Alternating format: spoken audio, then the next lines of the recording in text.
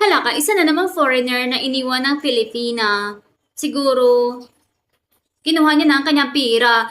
Alam niyo ba yun na mahirap kaya pirahan yung mga foreigner kasi matalino sila. Pero siguro may mga foreigner talaga na talagang tiwalang-tiwala agad. Kasi ganun.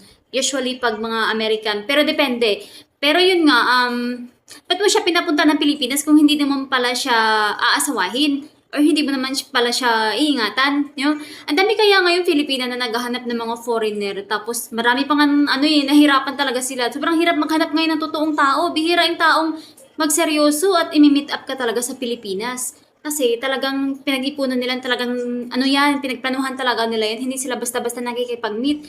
Pero, ayun, naku, lagot ka kasi, no, ito, siguro taga Davao nga yung babae na Pilipina na nakipag-meet dito sa foreigner.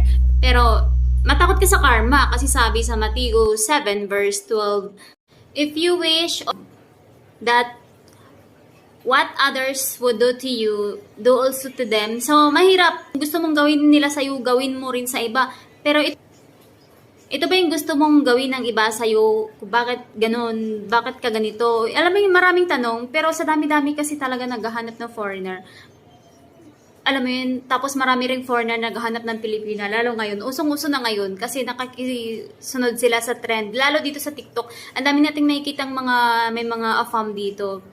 Pero hindi lang dahil nainggit, ganun, no? O gusto nyo din ganyan, kasi iniisip nyo na kapag may afam, may pera, ganun. Hindi po lahat ganun. Talagang makinig kayo sa mga kwento ng ibang may karanasan kasi totoo po yun. Walang madali talaga kasi parang kagaya lang yan sila sa atin. So, mag-ingat sa karma. So, ayun lang. Na-share ko lang. Talagang, alam mo yun, mali yung ginawa mo. Yun, God bless everyone.